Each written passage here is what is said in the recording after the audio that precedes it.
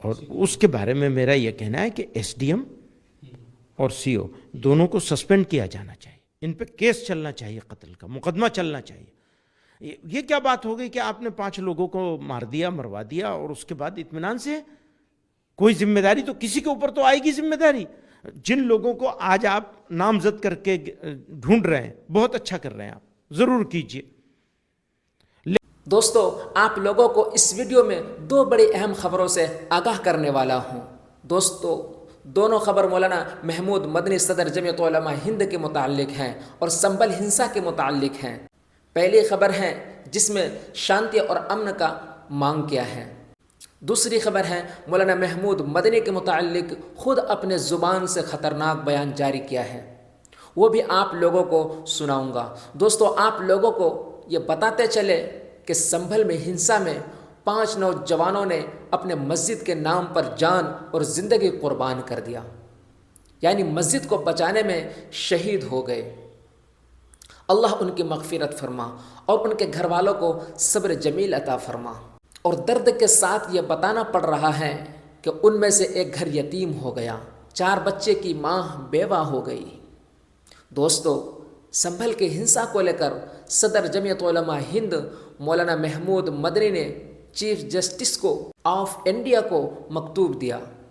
مولانا محمود مدنی صدر جمعیت علماء ہند کی طرف سے لیٹر پیڈ جاری کرتے ہوئے کیا کہا ہے، آئیے اسے پڑھتے ہیں۔ میں اسکرین پر شیئر کرتا ہوں، آپ بھی پڑھ لیجئے گا۔ اس لیٹر پیڈ میں لکھا ہے، ملک میں مسجدوں پر سروے کے نام پر فرقہ وارانہ کشیدگی بڑھانے والے سازشوں کو روکنے کی درخواست کی ہے۔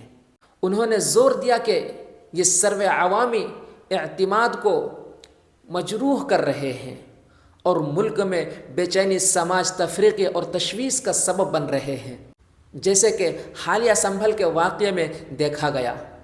مولانا محمود مدنی نے عدالت عظمیٰ سے درخواست کی کہ وبا کا از خود نوٹس لے کر فیصلہ کن قدم اٹھائے تاکہ ملک کی وحدت اور سماج ہم آہنگی کو بچایا جا سکے۔ دوستو، یہ تھی پہلی خبر۔ دوستو، اب میں لے چلتا ہوں دوسری خبروں کی طرف، جس میں مولانا محمود مدنی صاحب نے خطرناک بیان جاری کرتے ہوئے کہا کہ ایس ڈی ایم کو اور سی او کو دونوں کو سسپینڈ کیا جائے، اور سنبھل ہنسا کو لے کر مزید کیا کہا ہے انہی کے زبانوں سے سنتے ہیں۔ انصاف نہیں ہو پا رہا ہے سنبھل معاملے میں اور آپ کو چیف جسٹس کو لیٹر لکھنا پڑا۔ دیکھیے، 2 باتیں ہیں۔ ایک تو یہ ایودھیا معاملے سے لے کر اب تک ایک یہ احساس تھا کہ جھگڑے نمٹا دیے گئے۔ ایودھیا کے ججمنٹ کو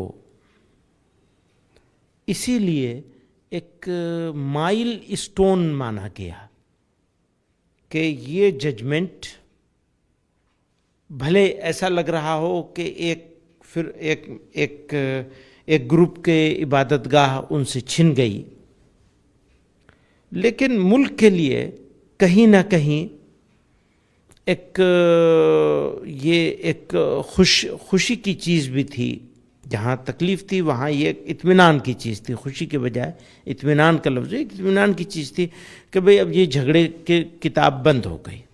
آج تک ملک کے مسلمان، خاص طور سے مسلمان، عدالتوں پر بھروسہ رکھتے چلے آئے، لیکن گیان واپی کے معاملے میں بھی جس طرح لوکل جج نے، ڈسٹرکٹ جج کہیں یا سیشن جج، اس نے اپنے ریٹائرمنٹ سے 1 دن پہلے فیصلہ دیا اور 1 گھنٹے کے اندر اندر اس پر امپلیمنٹیشن ہو گیا، کھول کر کے پوجا شروع کروا دی گئی انتظام کر کے وہ۔ اور اس کے بعد یہ تو ہم ایسی جگہ پہ کھڑے ہو گئے کہ ہمیں یہ کہنا مجبوری ہو جائے کہ ہم یہ کہیں کہ یہ کورٹوں کے راستے سے بھی بے ایمانی ہو رہی ہے، عدالت انصاف نہیں کر رہی ہے۔ نہیں، عدالت بے ایمانی کر رہی ہے۔ خالی انصاف کی بات تو ٹھیک ہے، یہ شکوہ تو بہت سارے لوگوں کو ہو سکتا ہے، تو یہ چیز ملک کے لیے کتنی اچھی ہوگی اور کتنی خراب ہوگی۔ تو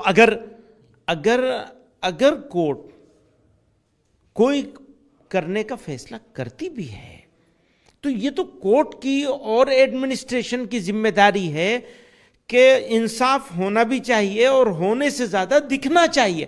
آپ اس دکھنے کو ختم کر رہے ہیں,